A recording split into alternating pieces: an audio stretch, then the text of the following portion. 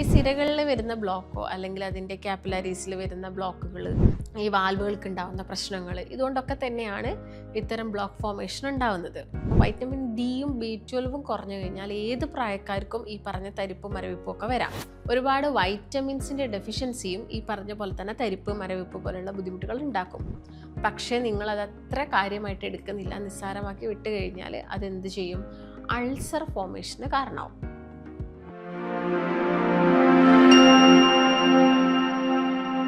നമസ്കാരം, ഞാൻ ഡോക്ടർ ഭാഗ്യ, Q1B health കെയറിലെ Ayurveda ഡോക്ടറാണ്.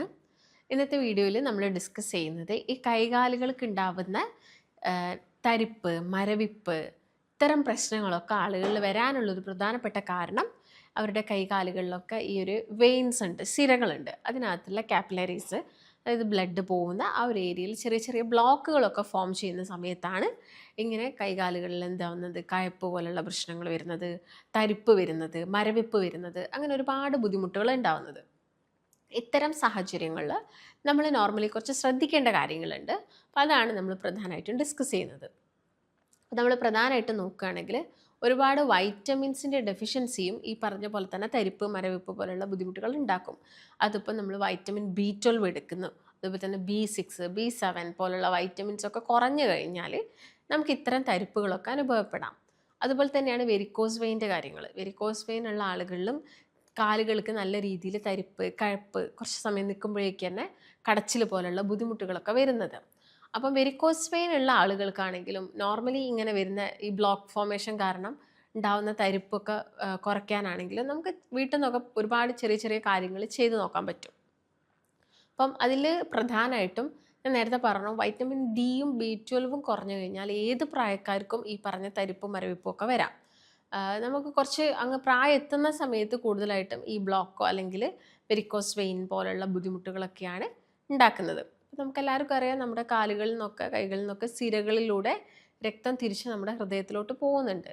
ഈ സിരകളിൽ വരുന്ന ബ്ലോക്കോ അല്ലെങ്കിൽ അതിൻ്റെ കാപ്പിലറീസിൽ വരുന്ന ബ്ലോക്കുകൾ അല്ലെങ്കിൽ ഈ വാൽവുകൾക്ക് ഉണ്ടാകുന്ന പ്രശ്നങ്ങൾ, ഇതുകൊണ്ടൊക്കെ തന്നെയാണ് ഇത്തരം ബ്ലോക്ക് ഫോർമേഷൻ ഉണ്ടാകുന്നത്.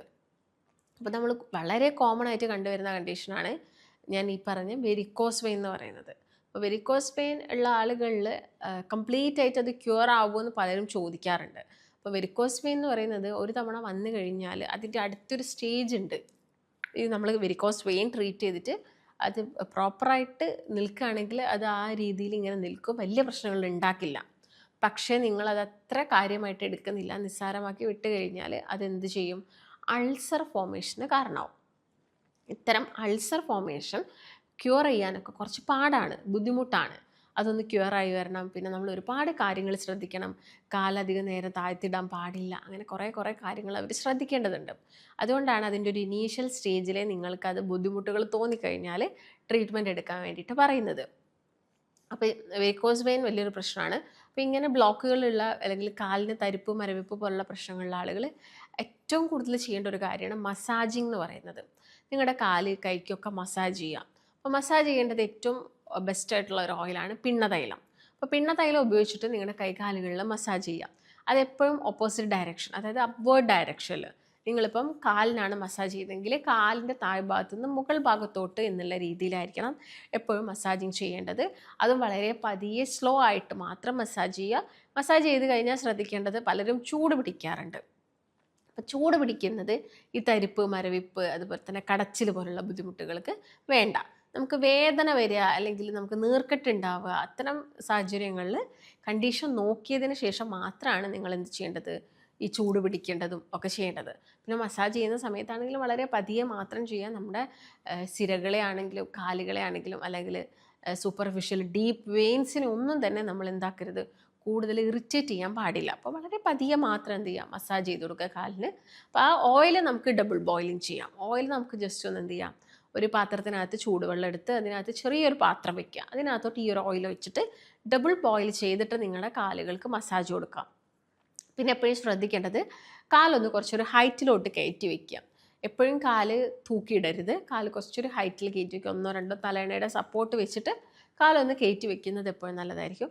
പിന്നെ കുറച്ച് സ്ട്രെച്ചിങ് എക്സസൈസുകൾ ചെയ്യുക. കാലിനെ സംബന്ധിച്ചിടത്തോളം ചെറിയ രീതിയിലുള്ള, അത് ഓവറാക്കി ചെയ്യേണ്ട, നിങ്ങൾ അതൊരു മിനിമം രീതിയിൽ സ്ട്രെച്ചിങ് എക്സസൈസുകൾ അതിപ്പോൾ നമുക്ക് യൂട്യൂബ്സിലൊക്കെ വീഡിയോസ് കിട്ടും. അപ്പോൾ അത് നോക്കിയിട്ട് എന്ത് ചെയ്യുക, എക്സസൈസ് ചെയ്യുക. അതുപോലെ തന്നെ വെരിക്കോസ് വെയിൻ ആണെങ്കിലോ നമുക്ക് ലെഗ് റേസിങ് എക്സസൈസ് ആണ് കുറച്ചും കൂടി നല്ലത്. അപ്പോൾ ലെഗ് റേസിങ് എക്സസൈസുകൾ നോക്കിയിട്ട് പ്രാക്ടീസ് ചെയ്യുക. ആ രീതിയിൽ നമുക്ക് ഈ കടച്ചിൽ വേദനകളൊക്കെ കുറച്ചെടുക്കാൻ വേണ്ടിയിട്ട് പറ്റും. പിന്നെ കുറേ സമയം നിൽക്കുന്നൊക്കെ ആളുകളൊക്കെ ആണെങ്കിൽ ഇൻ ബിറ്റ്വീൻ എന്ത് ചെയ്യുക, നിങ്ങളുടെ കാലുകൾക്കൊക്കെ ചെറിയ ചെറിയ മൂവ്മെൻറ്റ്സുകളൊക്കെ കൊടുക്കാൻ വേണ്ടിയിട്ട് നോക്കുക. അത് പ്രോപ്പറായിട്ടുള്ള ഒരു സർക്കുലേഷൻ കൂട്ടിയെടുക്കുന്നതിന് ഹെൽപ്പ് ചെയ്യും. അതുപോലെ തന്നെ നമ്മൾ കാലിനിപ്പം ഈ പെട്ടെന്ന് പറയുന്ന കടച്ചിൽ ബുദ്ധിമുട്ടുകളൊക്കെ കുറയ്ക്കാൻ ഈ ധാന്യാമ്ലം ഉപയോഗിച്ചിട്ട് നമ്മൾ സേക ചെയ്യാറുണ്ട്. അപ്പോൾ ധാന്യാമ്ലം നമുക്ക് നോർമലി വീട്ടിലൊക്കെ പ്രിപ്പയർ ചെയ്തിട്ട് യൂസ് ചെയ്യാൻ പറ്റുന്നതാണ്. അപ്പോൾ നിങ്ങളത് ഒരു ആയുർവേദ ഡോക്ടറിൻ്റെ നിർദ്ദേശം എടുക്കുക. എപ്പോഴും ഡോക്ടറിൻ്റെ നിർദ്ദേശപ്രകാരം നിങ്ങളത് പ്രിപ്പയർ ചെയ്തിട്ട് നിങ്ങളെ വീട്ടിൽ നിന്ന് തന്നെ കാലിന് ഒരു ചെറിയൊരു സേകയും കാര്യങ്ങളൊക്കെ കൊടുക്കുന്നതും ഇത്തരം ബുദ്ധിമുട്ടുകൾ, വേദനകൾ, തരിപ്പ്, മരവിപ്പ് പോലുള്ള പ്രശ്നങ്ങളൊക്കെ കുറച്ചെടുക്കുന്നതിന് സഹായിക്കും. പിന്നെ അതുപോലെ തന്നെ ഒരുപാട് ഇമ്പോർട്ടൻ്റ് ആണ് ആൻറ്റി ഓക്സിഡൻസുകൾ റിച്ച് ആയിട്ടുള്ള ഫുഡുകൾ കഴിക്കുക എന്നുള്ളത്. അതായത് ഇപ്പം നമ്മുടെ ചെറുനാരങ്ങ, മഞ്ഞൾ, ഇതൊക്കെ ഭക്ഷണത്തിനകത്ത് ഇടയ്ക്കിടയ്ക്ക് ഉൾപ്പെടുത്താൻ വേണ്ടിയിട്ട് ശ്രദ്ധിക്കുക. അപ്പോൾ ഡെയിലി ബേസിൽ എടുക്കണമെന്നൊക്കെ ആളുകൾ ചോദിക്കാറുണ്ട്. അപ്പോൾ ഡെയിലി ബേസിലൊന്നും നമ്മൾ ഇങ്ങനെ ചെറുനാരങ്ങ വെള്ളം അല്ലെങ്കിൽ മഞ്ഞൾ ഇട്ടിട്ടുള്ള വെള്ളമൊക്കെ ആളുകൾ കുടിക്കാറുണ്ട്. അപ്പോൾ അതിൻ്റെ ആവശ്യമില്ല. അതൊരു 15 ഡേയ്സ്, ഒരു മാസം ഉണ്ടെങ്കിൽ നിങ്ങളതിനകത്ത് ഒരു 15 ദിവസം അല്ലെങ്കിൽ ഒരു ഡേ ഗ്യാപ്പ് ഇട്ടിട്ട് ഇത് ട്രൈ ചെയ്യുന്നത് ഇത്തരം നീർക്കെട്ടുകൾ, ഇൻഫ്ലമേഷൻസ്, വേദനകൾ, ബുദ്ധിമുട്ടുകളൊക്കെ നമ്മുടെ ലെഗിന് വരുന്നത് കുറച്ചെടുക്കാൻ വേണ്ടിയിട്ട് പറ്റും. അപ്പം ഇത്തരം ആളുകൾക്ക് ഭയങ്കര ഹെവി ആയിട്ടുള്ള എക്സസൈസ് ചെയ്യാൻ പറ്റിയെന്നൊന്നും വരില്ല. അപ്പം മൈൽഡായിട്ടുള്ള എക്സസൈസ് ചെയ്യുക. വെയിറ്റ് കൂടുതലായിട്ട് നിൽക്കുന്ന ആളുകളാണെങ്കിൽ വെയിറ്റ് കുറയ്ക്കേണ്ട കാര്യങ്ങൾ ചെയ്യണം. ഉറക്കം നിങ്ങളത് എപ്പോഴും പ്രോപ്പറായിരിക്കണം. ഈ ഉറക്കം പ്രോപ്പറായിട്ട് കിട്ടുന്നില്ലെങ്കിൽ നിങ്ങൾക്ക് ഒരുപാട് അസുഖങ്ങൾ വരും. അത് ഈ തരിപ്പ്, മരവിപ്പ് മാത്രമല്ല, പല രീതിയിൽ ഡയബറ്റീസ്, ഇൻസുലിൻ റെസിസ്റ്റൻസ് പോലുള്ള കണ്ടീഷൻസ് ഒക്കെ വരാനുള്ള ചാൻസസ് ഉണ്ട്. അതുകൊണ്ട് അതും കൂടി ഒന്ന് പ്രോപ്പറായിട്ട് ഇതിൻ്റെ കൂടെ വെക്കണം. പിന്നെ വെള്ളം നന്നായിട്ട് കുടിക്കണം. ഒരു 2 മുതൽ 2.5 ലിറ്ററോളം വെള്ളം ഒരു ദിവസം പല സമയങ്ങളിലായിട്ട് കുടിക്കുക. രാത്രി ഒരു 8 മണിക്ക് മുൻപായിട്ട് നിങ്ങളുടെ ഡിന്നറെല്ലാം കഴിക്കുക. നേരത്തെ തന്നെ കിടക്കുക. ഇതൊക്കെ നമുക്ക് റെഗുലർ ആ ഒരു ആക്ടിവിറ്റീസിൽ നമ്മൾ ഉൾപ്പെടുത്തേണ്ട കാര്യങ്ങളാണെങ്കിൽ മാത്രമാണ് പല അസുഖങ്ങളും വരുന്നത് ഒക്കെ നമുക്ക് പ്രിവെൻറ്റ് ചെയ്യാൻ സാധിക്കുള്ളൂ. ഇപ്പോൾ ഈ ബ്ലോക്കുകളായിക്കോട്ടെ, അല്ലെങ്കിൽ കാലിന് വരുന്ന കടച്ചിൽ, തരിപ്പൊക്കെ ആയിക്കോട്ടെ, ഇതൊക്കെ കുറച്ചെടുക്കാൻ പ്രധാനമായിട്ടും ശ്രദ്ധിക്കേണ്ട കാര്യങ്ങൾ ഇതൊക്കെ തന്നെയാണ്. അപ്പോൾ നിങ്ങൾക്ക് ഇത്തരം ബുദ്ധിമുട്ടുകളുണ്ട്, ഒരു കൺസൾട്ടേഷൻ അത്യാവശ്യമായിട്ടുണ്ടെങ്കിൽ താഴെ കാണുന്ന നമ്പറിൽ കോൺടാക്റ്റ് ചെയ്യാം. മറ്റൊരു നല്ല ഹെൽത്ത് ടോപ്പിക്കായിട്ട് വീണ്ടും കാണാം. നന്ദി.